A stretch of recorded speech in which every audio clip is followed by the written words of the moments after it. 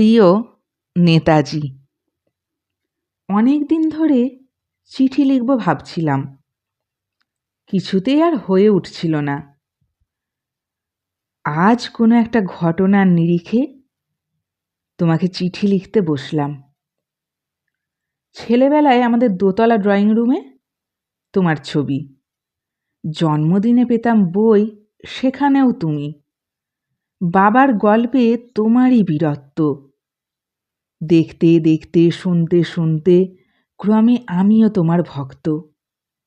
বাবা বলতেন ইন্ডিয়ার আর একজন নেতাজির দরকার ছিল। মা গাইতেন বীর সুভাষের মহান দেশ। দাদু বলতেন ছেলেটাকে ওরা শেষ করে দিল। ঠাম্মার চোখে তখন আঁচলের খুঁট। এসবের মধ্যে বড় হওয়া আমিও কেমন একটা ঘোরের মধ্যে থাকতাম। ভাবতাম পারতে, তুমি সব পারতে, যদি আর একবার আমাদের মধ্যে তোমাকে পেতাম। আজ উত্তর 40-এও আমার একই ভোর। তুমি পারতে, কেন দেশের মাটিতে দেশপ্রেমের মতো জোরালো একটা ঝাঁকুনি দেবার ক্ষমতা তখন আর কারুর ছিল না। এখনো আছে কি? তোমার হারিয়ে যাবার পর দেশে কত কমিশন বসেছে।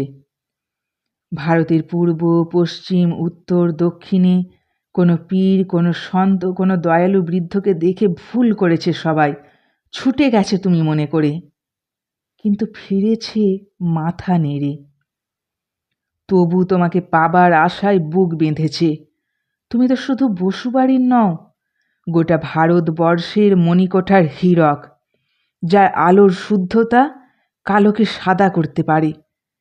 এই বিশ্বাসে ভর করে সবাই ভেবেছিল তুমি আসবেই, কিন্তু এলে না। কেটে গেল অনেকগুলো বছর, পেরিয়ে এলাম জীবনের অনেক গলি খুঁজে। তুমি এখন বিমানবন্দরে, সভা সমিতিতে, রিসার্চ ব্যুরোতে, এমনকি ছেলের নামকরণেও। শুধু হৃদয় যেন দোলা দেয় না। জানো, তোমার জন্মদিনটা এখন সবাই ছুটির দিন বলে আয়েশ করে উপভোগ করে। আর ছেলেরা, তারা তো এখন দেশ থেকে বিদেশের খবরই বেশি রাখে। আর মেয়েরা, তারাও স্বাধীনতার ভেলায় চড়ে হতচকিত। শুধু মাটিটা কাঁদে, সেই কান্না যেন ভূমিকম্প, খরা, এলেনিনো বন্যা হয়ে চারিদিক ভাসিয়ে দেয়। এখনও অভিমান করে শুয়ে থাকবে রেনকোজিতে?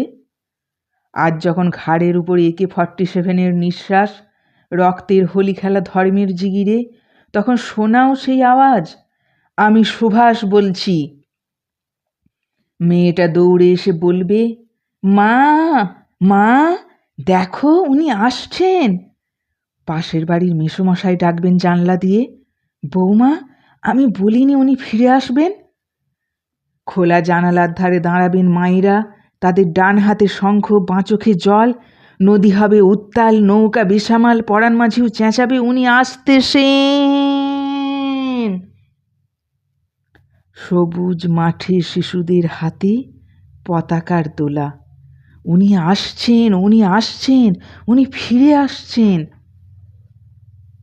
তোমার হারিয়ে যাওয়া জন্মদিনের ভেতর থেকে উঠে আসুক আর একটাতে এসে। আজ স্বাধীনতার ঠিক আগের মুহূর্তে দাঁড়িয়ে তোমাকে আমার এই চিঠি। প্রণাম নিও। ভালো থেকো নেতাজি।